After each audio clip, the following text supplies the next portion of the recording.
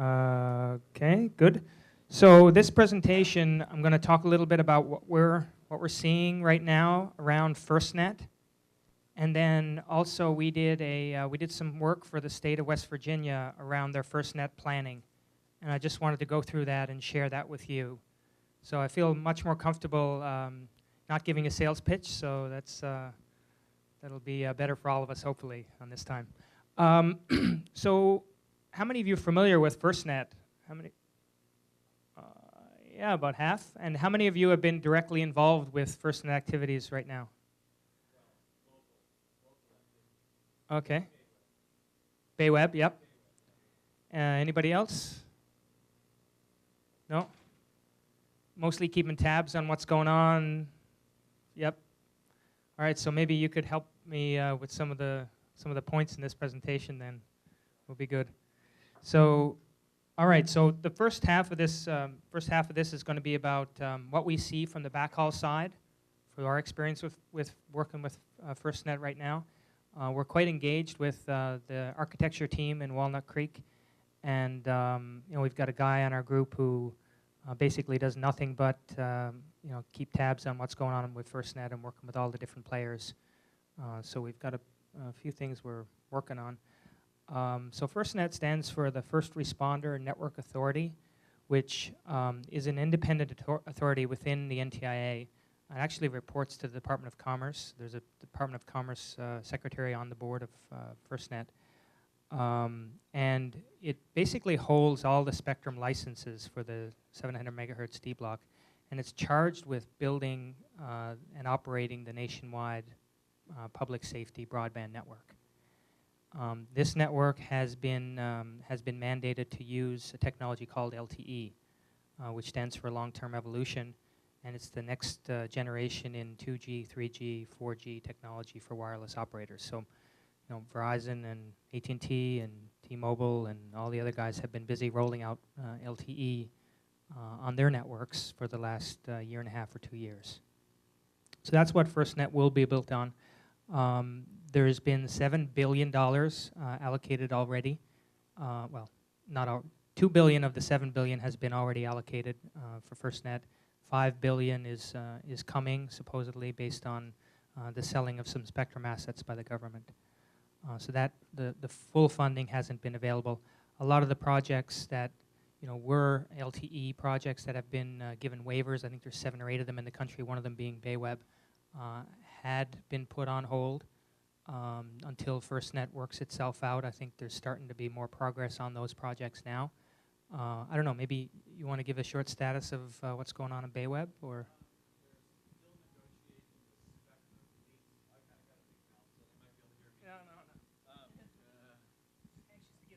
They're still negotiating the spectrum lease with FirstNet, and our particular situation is different in the Bay Area because the grant recipient is a company, it's Motorola, and so Motorola has to agree to this spectrum lease, the strings attached, because the build, own, operate, maintain agreement that was signed between the Bayrix JPA and Motorola had probably a lot different vision and a lot different business model for Motorola, and FirstNet doesn't really have a business model defined yet. They're still trying to figure that out, but is that going to work for Motorola? That's the big thing. Is Motorola's profitability for this project and operating expenses for this project going to work with the FirstNet's vision of the same thing? So it's the jury's still out on whether or not it's all going to happen, but the folks that are on the front lines of it, Barry Fraser, from the general manager from the Bayrix JPA, is still very positive about it, and we'll see how it's gonna play out, probably over the next month or two. And I believe Barry Fraser is going to be doing a presentation for APCO coming up. I think it might be next month or the month after. So we'll see. But that's kind of where it's at. Wonderful, thanks, Mark. Okay, yeah, the business model hasn't been worked out. There's there's a board meeting coming up in August, which I think the GM, Bill Agostino, is going to be presenting some type of business model. He has been given, a few 20 million or so funding to hire an 8-member staff that's currently being recruited right now. So I think that's the big thing, is trying to figure out what the FirstNet business model really is going to be, and then also what type of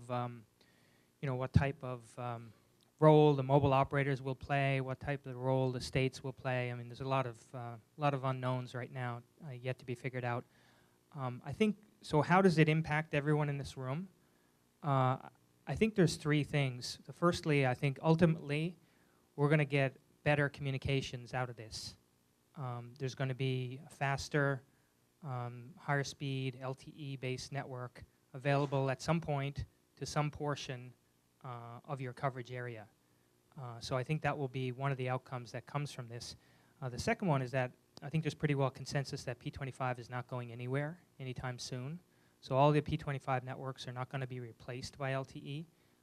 It's more of a broadband sort of overlay, augmentation on top of that, partly because LTE doesn't support all the, I'm sure you've heard this a million times, all the features and functions that P25 has. So there's a body now, PSCR, based in Denver, or Boulder, that is working with something called 3GPP, which is the standards body for LTE.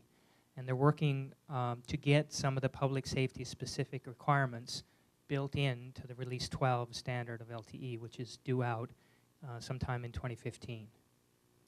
So, it's going to be long time, probably, long after any of us are still working before, P25 is not a player or not existent anymore in public safety. And I think the other thing that's going to impact everyone in the room is that I believe the states will have quite a bit of involvement either way in FirstNet. FirstNet will be looking to the states either to collect information about the public safety assets that exist in the state, or building a network within the state. So it's quite possible that you will be asked to work with the states to to provide a list of your assets, a list of what currently communication systems can be reused to help the state and FirstNet actually build a network. So there's something called SLIG-P, which is a grant program that's out there that provides money to the states to collect all the infrastructure that's available for FirstNet to use. And if you haven't been involved with that with the state of California, then maybe that's something that you'll be asked to do shortly. So I think there'll be much more interaction probably with the state than than has been the case in the past. That's my short 3 points about how it'll impact you. Maybe you have lots of other thoughts on that. So anyone want to comment or add anything? Mark?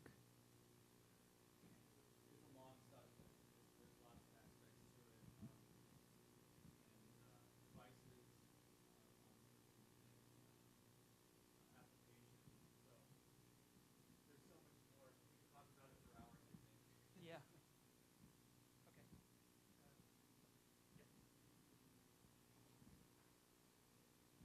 It's my understanding that it's just high-speed video and data, not audio. Is that correct?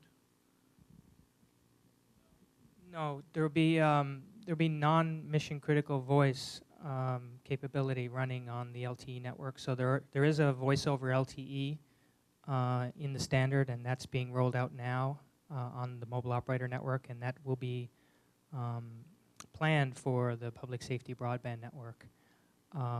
Mostly for, there's a couple of different reasons, but I think we'll probably see some type of voice, I think a lot of public safety agencies have, employees that carry around mobile phones and pay Verizon for those, for their own use, for other uses besides the, public safety use.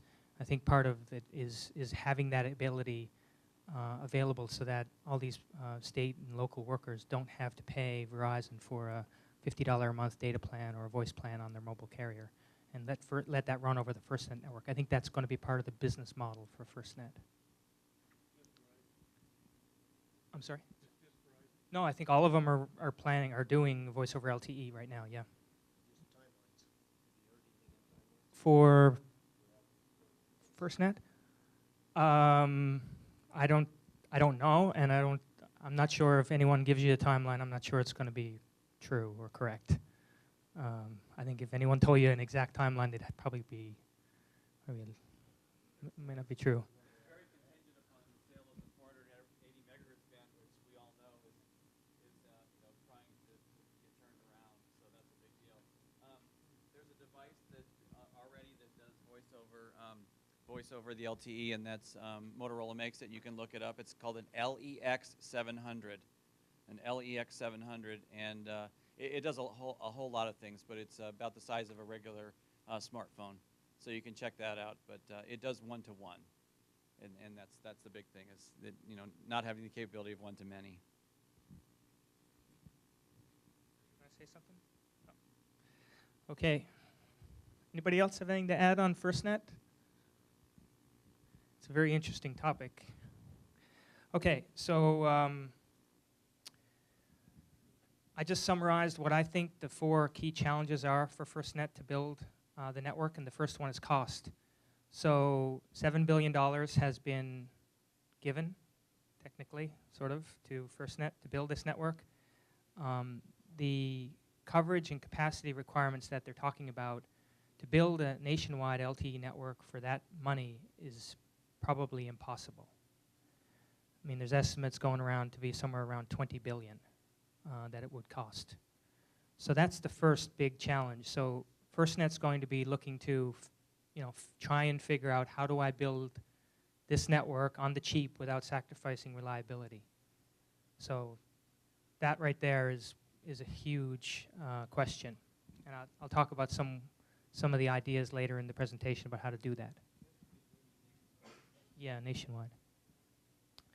The second challenge is reliability. So, LTE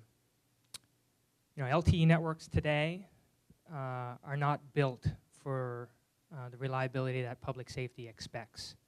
So some of the assumptions that people have always been using to build an LTE network need to change for when you build a mission-critical LTE network, and especially on the backhaul. So where microwave and fiber resources are deployed. I mean, I can see, because we do both. I mean, we're selling microwave into Verizon and all the mobile operators, and we're selling a lot of microwave into public safety, and we can see the mindset difference and the way that the networks are built is a huge difference. And I think that's going to be a big challenge across the board from LTE, from everywhere from the access network all the way through the backhaul. Next one is coverage. So FirstNet is targeting somewhere between 95 and 98% of geographical coverage of the U.S. eventually. Now, how long it's going to take to get there and what types of phases, we can talk about that, and then we'll talk about the West Virginia case study and how they're looking at doing it. But a mobile operator typically has so Verizon has about 65% geographic coverage of the U.S. with its LTE network. And they cover 95% of the population with that, actually that's the 3G network, that's not LTE yet. So, an existing LTE network, the biggest ones that are out there, the biggest 3G networks that are out there, don't come close to meeting the ultimate goal for what FirstNet has in mind. So that is also a huge challenge. Question, is FirstNet going to be exempt from the quiet zone? Don't know. Maybe Mark knows.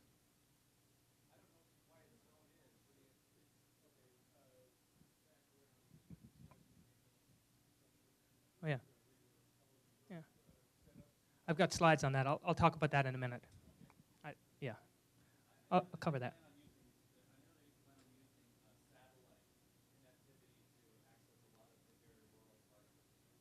That's right. Okay, and the last challenge, I think, is the evolution. So we talked about the standards evolution in 3GPP. That's going to need to evolve for LTE to support the needs of public safety, and it's going to take a while to do that. So from our standpoint, what we see and maybe this is sort of self-serving, but we see a lot more focus on backhaul than we did before. And that's a couple of reasons. One is the capacity of LTE is somewhere around 5 to 10 times more than what 3G has for its mobile network. So, you know, I think that's one of the big things that's ultimately causing a question about the backhaul, right? So from the cell site now, you need to have 100 megabits where you needed 20 before. That's the first thing. And the second thing is that it's an all IP network, and backhaul now is starting to play a role with the rest of the network. So whereas before, backhaul was like a dumb pipe, it was a TDM pipe, and you know, you put your bits in, you take them out at the other end, you're done. Whereas now it's an IP-based system, and now it's talking to the routers, it's talking to the switches, it's involved with security, it's involved with quality of service end-to-end. I mean, all these things have to be end-to-end, and backhaul is playing a key piece. So backhaul is now more in the discussion than it used to be with TDM up front. It used to be, let me decide where my base stations are going to go, and I'll worry about my backhaul later. Now it's, where can I get easy backhaul, and factor that into the decision to figure out where I'm going to put my LTE base stations. But more important than both those things, I think backhaul really has an impact on cost and capacity. And there's two reasons for that. First of all, it's backhaul in an LTE network is almost as costly as the LTE network itself. So this is an input from a Televate study out of the state of Minnesota, which has been publicized quite widely here in the US. And you know, basically backhaul and the RAN, the radio access network, roughly about the same cost, which is very different than in 2G, 3G, and even in public safety networks, because, you know, one, the backhaul capacity is much more, and two, there's many more sites to have to bring that backhaul into. So the cost actually goes up higher. And the second reason is backhaul is actually contributing to a lot of the outages that exist on mobile networks now. And so it's actually becoming the focal point. So during Hurricane Sandy, 25% of the mobile cell sites went down. And we know this, well, most of them, almost all of them, were because they're fiber connected. And the SLA that a mobile operator has with a fiber provider is 3 nines. So every backhaul site that's fiber connected in the US or TDM connected with a T1 is a 3 nines SLA. And the reason why they do that is because the cost of getting 3 nines is much less than the cost of having a 5 nines fiber service that needs to be diversely routed or whatever else. So we actually got called in to put up temporary microwave hops all across New York because of Sandy, because of a lot of these outages. So that, you know, is really putting the focus on backhaul from a reliability and cost standpoint. And, you know, at the end of the day, publicity, headlines, attention, we all know is something none of us wants. I remember one of the guys at AVIAT, he's one of the sales guys, he's been here 30 years, and many of you may know him, I won't mention his name, but he tells the story of first when he came on to AVIAT, he was this young whippersnapper sales guy, walks into one of his customers, and he says, customer says, he was a public safety guy, he said, listen, he said, we're going to be friends as long as, under one condition, I don't end up on the 6 o'clock news. So, you know, this is something that obviously is important. So we're hearing all over the place. I think first when we started monitoring the FirstNet discussions, all the talk was fiber, and then now all the talk is microwave. So we're really quite positive as a company ourselves that there's going to be a lot of focus on microwave for FirstNet, and you know, for a bunch of different reasons, cost, reliability, and all this stuff, but also capacity. I don't think people realize that microwave does meet the capacity need of LTE. We do. Verizon is our largest customer here in the US, and all of our deployments now are for LTE. So we have deployed hundreds, many hundreds of hops for LTE right now with microwave. You know, it does meet the capacity need, kind of well meets the capacity need actually. LTE is putting in about 100 megabits for every cell site. So in a 6 gigahertz microwave link, you get up to 180 megabits. Yeah.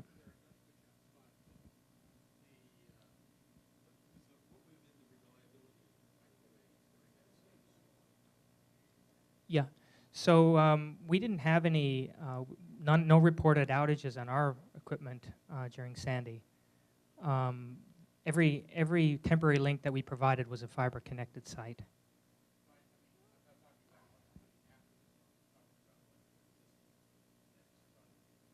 Yeah, well, I didn't hear of any. We haven't heard of any. There could have been that, but we didn't get any reports into our service organization about problems. But there could have been.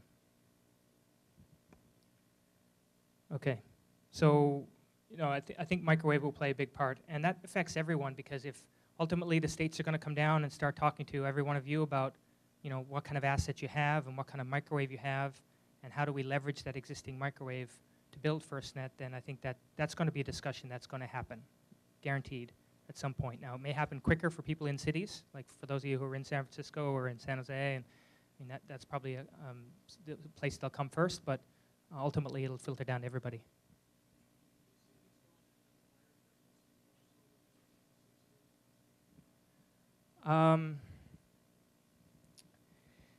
No. So I'll talk about how I see it going in a second, because I'll go through the case study. But the reliability of indoor radios, there's a reason why most of public safety buys indoor radios, which operate mostly at 6 and 11 gig, is because of the reliability and mean time to repair of not having to climb a tower. Yeah. That is true. We find that to be a little overblown right now. I mean, there's a lot of talk about that, but when it really comes down to it, finding a solution around a problem is actually more possible than you think. And it has to do, I think, what you'll find is a lot of vendors are out there saying this because to coordinate a frequency in a congested environment, it takes really high quality radio, tight filters on your radio, good antenna performance, built to the ANSI spec. So you'll find many international guys coming in saying, oh, can't clear frequencies at 6. Well, it's probably because your radio is not good enough to do it. So if you have specific, and I called CompSearch actually and talked about this specifically, and they're like, we hear a lot of people talking about that, but very, very, very rarely is there a case where I can't actually find a solution for a customer in the regular bands. So I'd be interested in going through some of that with you. But in the cases where there ultimately is a problem, what we've typically done is with IP. I mean, if you've got a ring, multiple different connected rings, you can use traffic engineering to divert traffic around a given hotspot, for instance. So that's one of the things we've done in the state of West Virginia is we set up MPLS, and we put traffic, we engineered traffic in tunnels around a certain site. So there's one site where we couldn't get an extra 6 gig channel. And that's what we did.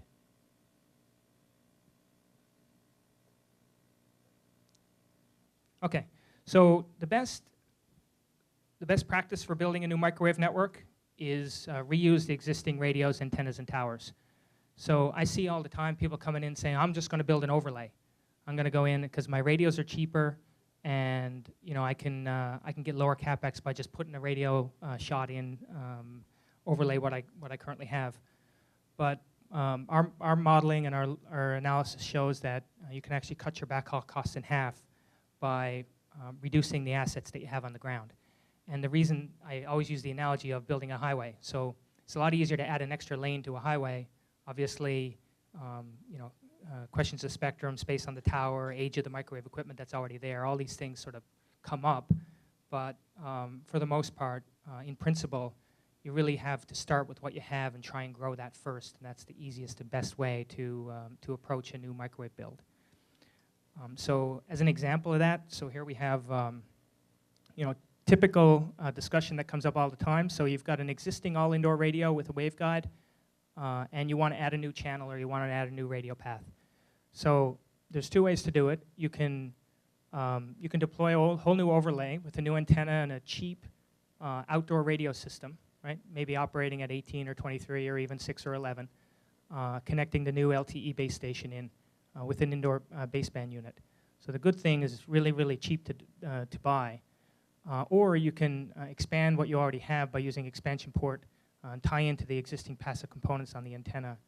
The downside of this one is that the hardware, this guy here is much more expensive than this guy, just because it's more of a mission-critical radio.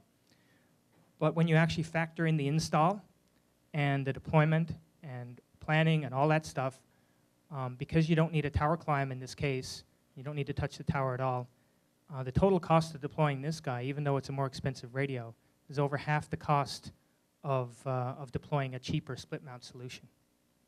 So, you know, this is the main reason why you really need to try and take advantage of what you already got on the ground to build a new microwave network. And it's very applicable for FirstNet. This is exactly what we did for the state of West Virginia, and they saved a huge amount by, you know, just reusing what they have rather than approaching it from, you know, the standpoint of I'm just going to build a mobile type backhaul network using the higher frequency bands. Yeah. So this is the way to go. Yep. This is what you really need to take advantage of. Okay, so let's talk a little bit about West Virginia. So this network, this LTE network has not been implemented. It's not even funded in the state.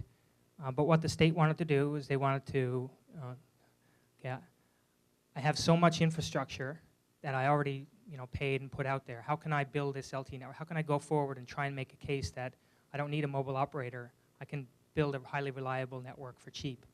So we did a full design. We did a full design on the LTE side. So we designed the whole LTE network for them, and we designed the whole backhaul network for them to support this. And we really wanted to compare what it would cost to build a network reusing the existing assets versus building it new, say with a mobile operator or something like that. So we had 3 deployment phases. We started with the cities, then we went to the highways and went to the rural areas. So we have the whole thing done. I'm only going to cover the first one here today just for simplicity. So I'll just show you what the cities look like. So the goal was 95% area coverage in the top 5 cities of West Virginia listed here. So there is a, as you mentioned earlier, there's a radio telescope in the middle of that yellow block at a military facility. So what ends up happening is you can put microwave links there. There are microwave links inside that coverage zone today, but you just need to do extra coordination with the military to get them deployed. So the frequencies won't interfere with whatever it is that they're using. So that was just a specific quiet zone case that happens in the state. I'm not sure how many of those exist around the country, but they're probably, that's it? Okay, there you go. That's the only one.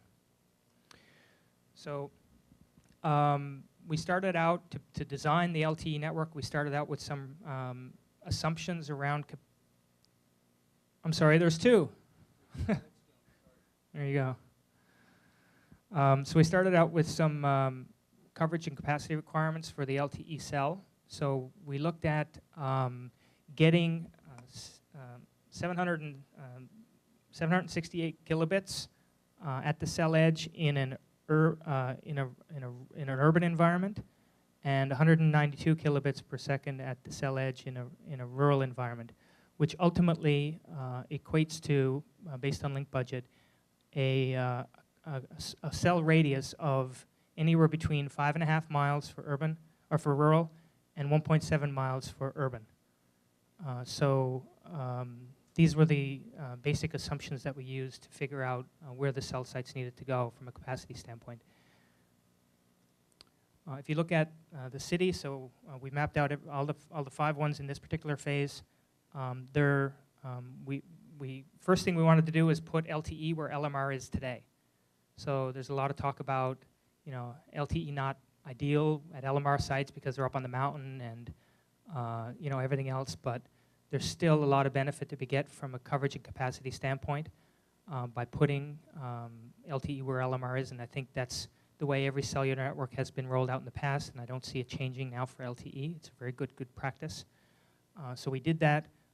In this particular site, there were 5 existing microwave sites that covered the city, and we could reuse those and we needed one new greenfield site down here in the southeast.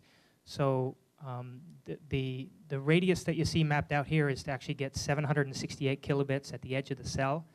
You're going to get service outside that 1.7 mile radius. It'll be at a lower capacity. So this doesn't really reflect the total coverage that you're going to get. It's just the coverage to meet that minimum capacity requirement. So the, how much time do we have? So to meet the other cities, this is what we needed. So we were reusing 13 sites, and we needed 7 brand new greenfield sites to meet the coverage and capacity requirements. From a capacity standpoint, per cell, we had to make some assumptions on the backhaul required for capacity. And we did that, again, based on the Televate model. So if you're interested, you can search them up on the internet. You can see what they laid out. But this, they had 2 scenarios. One was they modeled it after the Minnesota bridge collapse back in 2007, whenever it was. And they looked at the number of first responders they had coming to the scene. And they tried to map out what an urban incident would require and what a rural incident requires. So in an urban incident, there was something like 110 officers showing up or personnel. In rural, I think it was something more closer to 8 or 10. They also looked at the devices, so the present scenario and a future scenario. The future scenario had things like lapel cameras and other more advanced devices that you needed to actually connect. So based on this type of capacity and this type of requirement from the end devices, they came up with a capacity downlink capacity on a peak standpoint of about 12 megabits per second in a future urban scenario. Now LTE obviously supports a lot more than that, but to really build in the full backhaul network to support everything that LTE is going to need is a lot different than building in the network that to support what public safety is going to need. So these are the capacity assumptions we went with. The existing microwave system is somewhere around 160 hops in West Virginia. They have it's a statewide network to support the medical command and a bunch of other agencies. There's somewhere around 125 or 130 sites that exist. The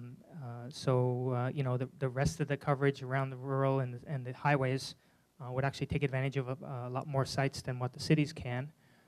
But that was the existing network. The current network is 350 megabit per second dual 611 gigahertz channel rings all around the state. So every one of these rings here is dual channel all the way around. So the ring capacity would be somewhere between 350 and 360 in an Ethernet scenario. In a TDM scenario, it would be 155 megabits times 2.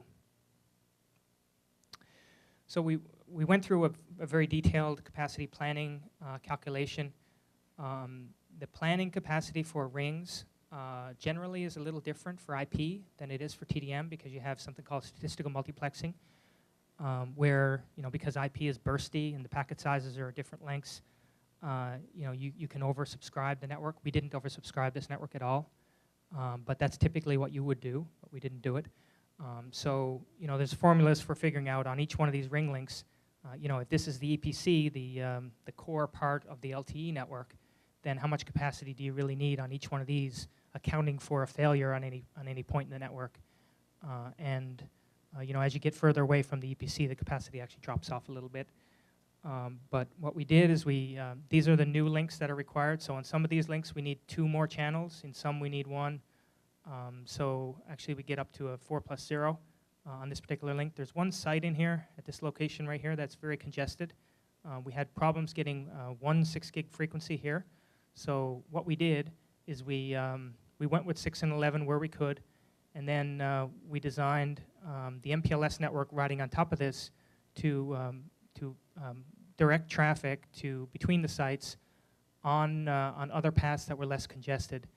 So we actually got by with 1 less frequency channel at that particular site. In a failure case, there would be a degradation of capacity. But there's QoS capabilities on this, so not all the traffic that was deemed to be carried on this LTE network is mission critical. So the mission critical traffic would have access to that, the channels that were there, if there was some degradation in capacity. So all that's been modeled on this network. So in terms of reuse, in the existing 360 megabit system, there's 50 megabits available that hasn't been used yet by any service. So we wanted to take advantage of that during the build. So right along here, all these links, because we didn't need to put in any new channels because there was 50 meg available, and a couple of other links over here we didn't need to offer any more channels as well. So what we did there is we just added cards into the existing RU600 radio platform and connected the LTE base stations directly in there and wrote on the existing infrastructure. For any new channels that we needed, we used the same principle of not needing a tower climb, and reusing the existing passive components, and grew our capacity that way. For the sites that are new, we put in split mount 6 and 11 gig radios. Just for a reason to get the cost down. If the new sites were on a ring, we would advocate putting in all indoor radios because they're easier to upgrade than a split mount radio. If you wanted to add a channel to a split mount radio, you need a tower climb. Not only that, if you want to put another channel in, you need a coupler to tie the two RF units together. Coupler has 2 or 3 dB loss. That means the antenna no longer works. You got to swap the antenna out. So growing the capacity of an all-indoor radio is a lot easier than growing the capacity of a split mount radio. So if you have a ring and you think that there's going to need to be capacity, always try and pay a little extra up front for an indoor radio because it's easier to grow after. That's exactly what Verizon does. Verizon puts in all these indoor radios right here. Not because they're worried about mission critical or time to repair and all that, because it's easier to grow them later when they need to upgrade them. Okay. So then we also took approach of comparing this to, okay, what happens if I didn't have the state infrastructure already there, so that the state guys could go to their FirstNet board and say, look, I'm taking advantage of my existing infrastructure. Otherwise, you'd need to get all these mobile operator sites and lease them out, because all the mobile operators basically lease space on all their towers, so the OpEx costs would be enormous, whereas these towers are owned by the state. So we modeled the cost of that, the alternative, and we actually found out that the state was able to build a network for 80% less cost by reusing what they currently have, the towers, the shelters, the battery, all the infrastructure, the microwave paths, the antennas, all that, as opposed to if someone was going to come in and either build the towers or lease the towers from a mobile operator. So, really, if you're approaching LTE, you want to, put LTE where LMR is today first, and if you need more sites, augment with that later. So I think our two takeaways out of this case study is, we see microwave as being a big part of FirstNet, and you can expect at some point your microwave system is going to need to be upgraded or involved somehow in FirstNet down the road. I think that's probably a good assumption to make. And then we also advocate to reuse what you have and approach your network from that standpoint when you go to build out something for FirstNet. So that's the end of the discussion today. If you aren't already following AVIAT, please do so on our blog, LinkedIn, Twitter, YouTube, Facebook, all kinds of interesting social media places for you to keep in touch with the latest of what's going on from the vendor community. And with that, I'll pass it back over to